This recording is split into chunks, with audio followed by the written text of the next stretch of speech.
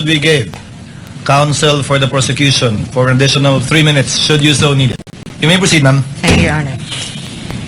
Your Honors, fellow Filipinos, good afternoon. As we begin today the impeachment trial of the Vice President, and in the days ahead, this court will undertake its constitutional task of receiving and weighing the parties' evidence, and ultimately to decide whether these pieces of evidence justify either a judgment of conviction or acquittal, guided only by its members' conscience and their solemn oath to do impartial justice.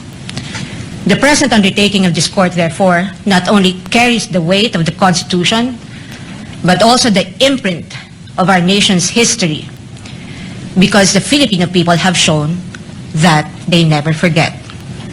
We, as a nation, never forget. But why is the act of remembering important? What does it matter to our history and to ordinary Filipinos?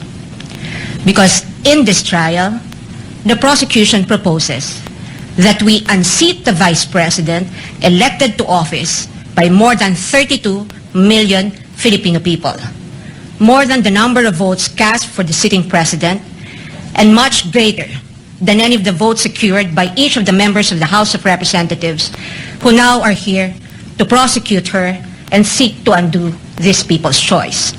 Sa makatwid, ang malinaw na layunin sa likod ng mga paratang na ito ay ang pagpapatalsik sa isang vice-presidenteng inihalal ng mahigit 32 milyong Pilipino at bunga ng kanilang malayang pagpapasya.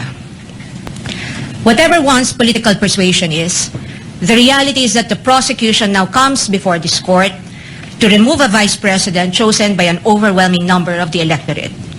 You all have heard the prosecution say repeatedly that this is because they seek accountability, that the people have a right to hold their leaders accountable. This is not a matter of debate.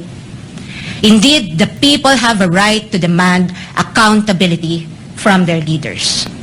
What we have yet to hear from the prosecution, however, is this. When the Constitution declared under Section 1, Article 11, that public office is a public trust and that public officers and employees must at all times be accountable to the people, serve them with utmost responsibility, integrity, loyalty, and efficiency, act with patriotism and justice, and lead modest lives, the Constitution does not only speak to the Vice President. It also demands the same standards from the prosecutors. Being public officers themselves, the public prosecutors and the members of the House of Representatives are also held to the same constitutional standard. And so we must remember what history tells us. This is not the first time that members of the House of Representatives have attempted to remove the Vice President, and in a manner not compliant with the Constitution.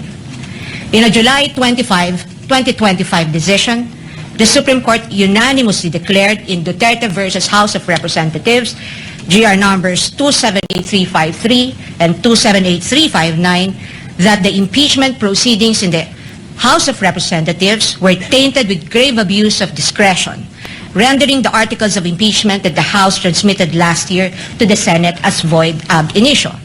Early this year, the Supreme Court unanimously denied with finality the House of Representatives' motion for reconsideration of that decision, with a reminder that while impeachment is a powerful democratic process to call out corruption and grave abuse, impeachment can be abused, and that impeachment should never be abused to maintain the hegemonic dominance of greed by shaming those who occupy high government positions into preventing them from doing what they were sworn to do. But perhaps the most enduring reminder of the Supreme Court that we must not forget in the entire course of this trial is that, in the words of the court, the rule of law that does justice is our lodestar, and that justice includes accountability. Justice includes fairness. Without fairness, there is abuse. This fairness is what our democracy is all about. It is in light of these reminders that we draw attention to certain fundamental legal principles that we think we must not forget throughout this trial. Mga batayang prinsipyo na dapat nating tandaan sa buong panahon ng paglilitis na ito, anuman ang ating kulay o politika.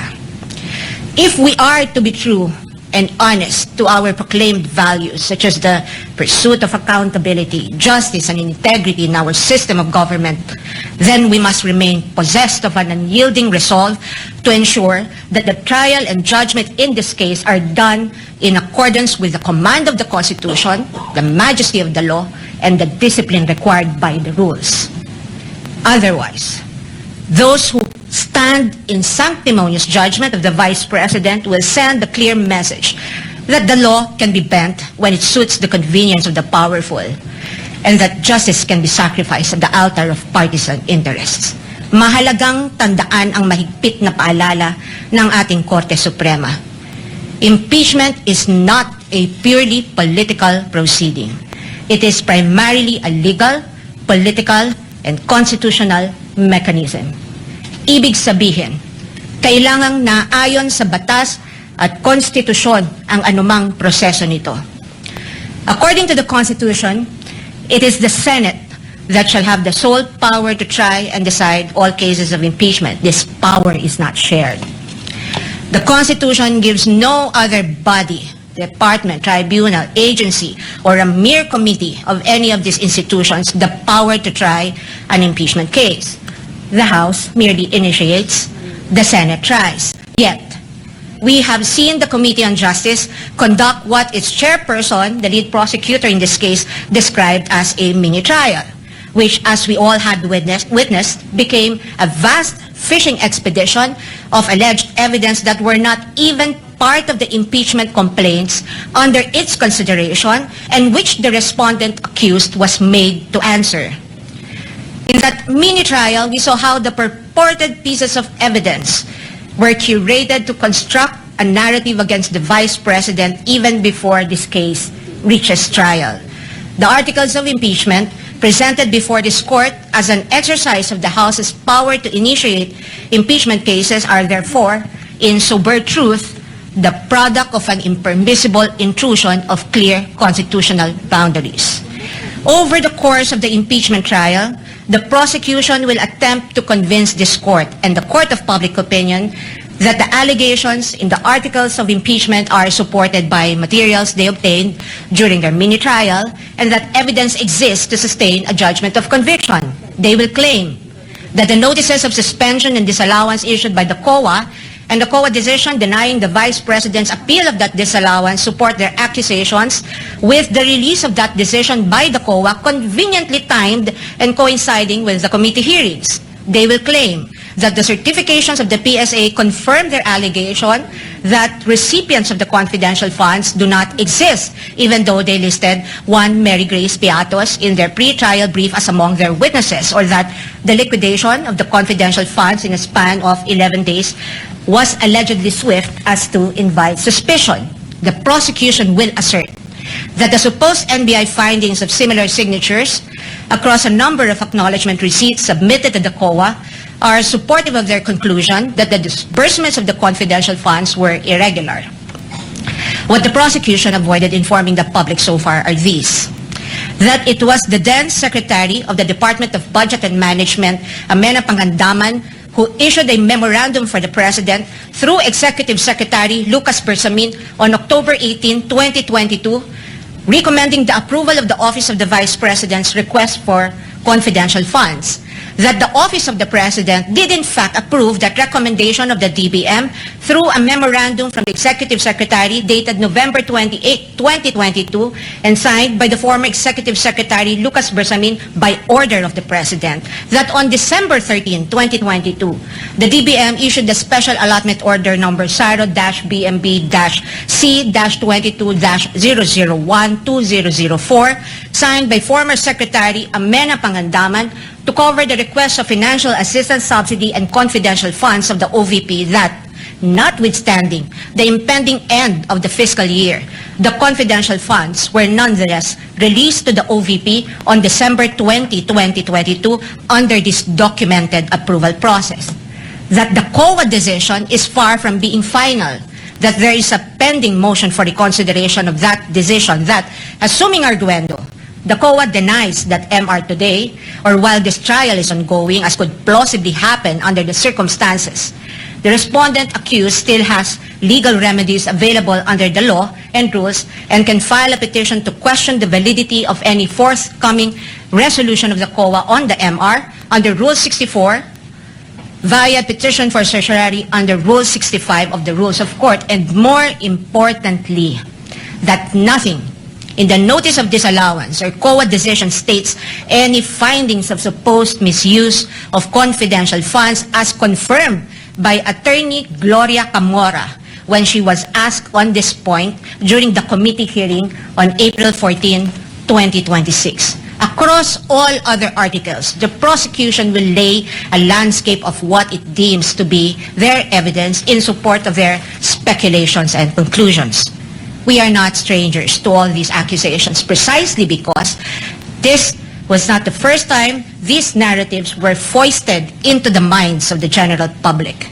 We have heard the same tales and stories of these accusations since 2024, when the House conducted its Quadcom hearings and most recently the mini-trial of its Committee on Justice. But what we must not forget amid all these accusations is the fundamental legal principle that the burden of proof never shifts. The burden of proof never shifts. He who accuses must prove his allegations with evidence that meets not only the degree of proof required, but also meets the evidentiary standards of admissibility, credibility, relevance, materiality, and competence. We therefore should not lose sight of the core principle that the burden of proof is on the prosecution, and unless it discharges that burden, the accused need not even offer evidence on her behalf, and she will be entitled to an acquittal. This is the law then. This is the law now. And the underlying principle for this burden of proof is simple. Under our Constitution, every accused is presumed innocent until proven otherwise. An accused has in her favor the presumption of innocence, which the Bill of Rights guarantees. This also brings to fore the reality that, in the words of the Supreme Court in People versus Pagal, the individual citizen is but a speck of particle or molecule vis-a-vis the vast and overwhelming powers of government, and his only guarantee against oppression and tyranny are his fundamental liberties under the Bill of Rights, which shield him in times of need. Sa madaling salita, kinikilala ng ating saligang batas na sa bawat paglilitis, ang isang individual ay nahaharap sa malalim at napakalaking makinarya ng buong Estado. At ang tanging sandigan lamang niya laban sa anumang pang-aabuso ng kapangyarihan ay ang kanyang mga batayang karapatan sa ilalim ng ating konstitusyon. Kaya't mahalagang linawin na sa gitna ng pagtatangkang ikondisyon ang kaisipan ng mamamayang Pilipino at sa gitna ng walang humpay na komentaryo sa mga pampublikong espasyo, wala pang maituturing na anumang ebidensya o aligasyon na napapatunayan ng prosekusyon sa simpleng dahilan na ang bawat ebidensya ay kailangang dumaan muna sa paglilitis at pagsusuri ng korteng may tanging kapangyarihan sa ilalim ng ating saligang batas. Higit sa lahat, ang anumang paglilitis ay kailangang naayon sa itinatakda ng ating batas at konstitusyon at hindi lamang sa kagustuhan ng iilang may hawak ng kapangyarihan. One might ask, why is it important that we must not forget these basic principles? The ruling of the Supreme Court tells us why. The Bill of Rights applies to the entire impeachment process because inasmuch as our court recognizes that impeachment is a political process, it reminds us that it is not a purely political process but a legal and constitutional mechanism. Thus, if we are to uphold the rule of law, serve justice, and invoke the accountability mechanism, then this court and we as a people must guarantee that all efforts to hold our leaders accountable must be done right. This we must not forget. I thank the court and the public for the privilege of your time. May God bless our country. Gusto nilang malaman ng update at gusto makibalita sa nangyayari ngayon. Oho.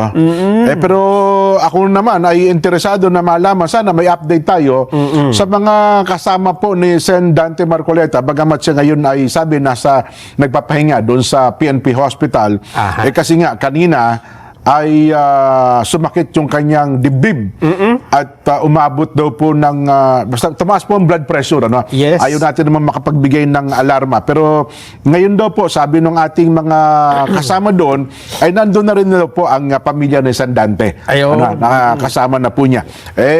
Yun po. Panalangin natin na sana ay malagpasan po ni San Dante itong mga ganito mga pangyayari. Ano ha? At wag naman sanang mapahamak yung kanyang kalusugan. Kanina din may lumabas na mga pictures na yung bang nag-flying kiss si Senador Marcoleta. Video. Pero dito kasi mayroong Nag-edit. may nag-edit na para bagang umaagos ang luha. Hindi. Ni Senador Yan po, masaya po si Sen. Marcoleta. Wala nga luha eh. Oho. Wala ba tayo meron ko, alam ko mas malinaw na video pa dyan eh. Ayan, nag-flying kiss po siya na masaya. Meron pong kumakalat na pictures ngayon Nilagyan ng iyak. na dinagyan ng iyak na umaagos ang luha na son. Oo. Na hindi ko alam. Tapos mayroon pang nakalagay na ang iyong luha, etc. Parang nangunguha ng appeal to emotion. Wag yung gamitin yung Wag yung baguhin. Wag yung baguhin po. Oo, yung pangyayari. Kung kayo man ay sumusuporta kay Senador Marcoleta, na ini-edit nyo po yung picture, baka naman may nag-edit, tapos sinyer kayo ng sinyer, Hindi ho makakabuti. hindi ko makakabuti. Kasi pinapalungkot niyo yung mga supporter niya. Oho. Tingnan niyo, hindi naman siya malungkot eh. Ako sa tingin ko, parang may mga taong gustong galitin yung mga supporter na Sen. wag yan. Akala Wag, pagka wag. nagalit, gagawa ng maras na hakbang Hindi ho kami nagagalit. Hindi po, wag nyo hong gawin yan. Please lang. Sumusunod po tayo sa batas, ha? Ayan.